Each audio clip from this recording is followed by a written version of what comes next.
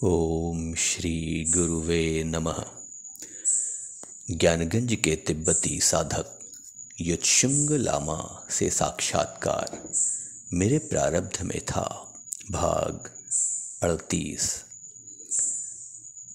युत्सुंग लामा ने मुझे जब 3 अक्षरों का बीज मंत्र दिया, उसकी जप विधि बताई और उसके बाद उन्होंने मुझसे कहा कि जब तुम्हारा जप पूर्ण हो जाएगा तो मुझसे जो कुछ भी तुम जानना चाहते हो वह मन ही मन कहना। मैं कहीं भी क्यों न रहूं, तुम्हारी बातें समझ जाऊंगा। उसके बाद मुझे तुम्हें जो भी निर्देश देने होंगे वह मैं तुम्हें भेज दूंगा अपनी मानसिक तरंगों के माध्यम से। तुम वहीं बैठे बैठे उन निर्देशों को पालोगे, लेकिन ध्यान रहे अकारण कभी भी उस बीज मंत्र को व्यवहार में मत लाना। मैंने युत्सुंग लामा जी से सविनय कहा, आपकी कही गई समस्त बातें मुझे ध्यान रहेंगी। इस दौरान 2 लामा कमरे में उपस्थित हुए। उनके हाथों में 3 कप थे और एक ट्रे। ट्रे पर एक तरह के बिस्किट थे, बहुत सा मक्खन था और कप में कॉफ़ी थी। टेबल पर रखकर जिस तरह से चुपचाप वे लोग आए थे वैसे ही चुपचाप चले गए। लामा जी ने धीरे से उनसे कुछ कहा और वापस सोफे पर आकर बैठ गए। हमारे लिए समय निर्धारित था सुबह 9 से 11 बजे तक।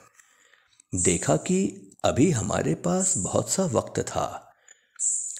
सोचा कि एक बार स्वामी शंकर भारती जी का प्रसंग छेड़कर देखता हूँ। यदि ताओवांग मठ के बारे में कुछ नया जान सका। इसके अलावा उन्होंने 2 बार शंग्रीला घाटी के बारे में बताया था। ये नाम ही कभी नहीं सुना था मैंने। यदि इस बारे में वे हम लोगों को कुछ बताएं तो और नई जानकारी प्राप्त हो सकती है। बहुत ही सावधानी पूर्वक मैंने पूछा, योगीराज, कुछ समय पहले ही आपने शंग्रीला घाटी का जिक्र किया था, वहीं से आप आए भी हैं। ये नाम इससे पहले मैंने कभी नहीं सुने। ये कौन सी जगह है, कृपया थोड़ा बताएंगे।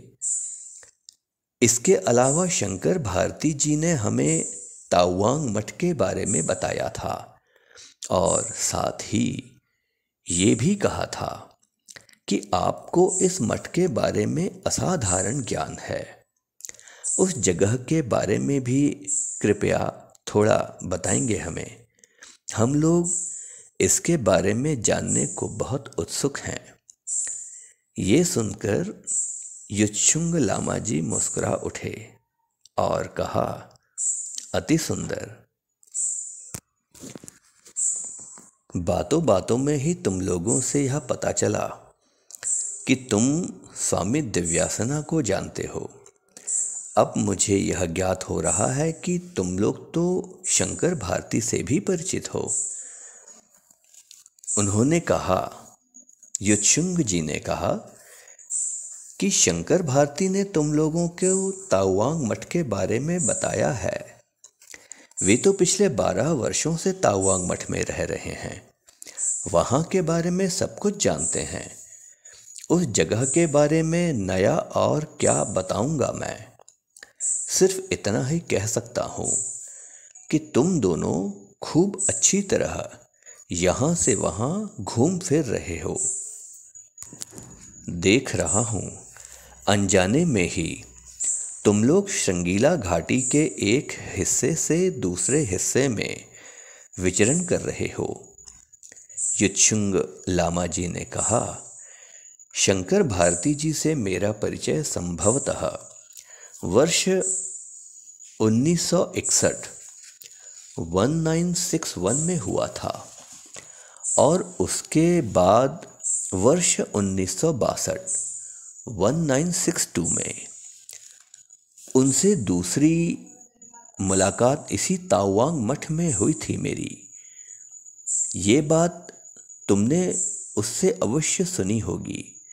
मेरे गुरुदेव लामा लामपाछेन वे अभी भी ताओवांग मठ में हैं। उनकी आयु 500 वर्ष बहुत पहले ही बीत चुके हैं। अभी उनकी उम्र का सटीक अंदाज़ा लगाना संभव नहीं। यदि तुम लोग कभी ताओवांग मठ जाना चाहो तो मैं तुम लोगों की सहायता कर सकता हूँ, लेकिन उससे पहले तुम लोग ज्ञानगंज घूम आओ।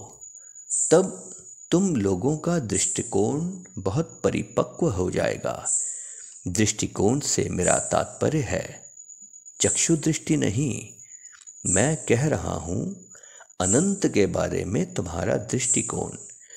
और उसके बाद चलना सियांग मठ, जहाँ मैं रहता हूँ। किसी महीने 2-3 दिन वहाँ रहो। जब वहाँ से लौटकर आना तब ताओवांग जाने की सोचना।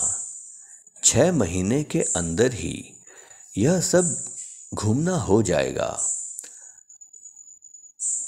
युत्सुंग लामा ने कहा, तुम लोग जानना चाह रहे थे इस शंग्रीला घाटी के बारे में, तो सुनो। तिब्बत और अरुणाचल की सीमा से ही शुरू हो जाती है यह शंग्रीला घाटी। शेष अगले अध्याय में। ओम श्री गुरुवे नमः।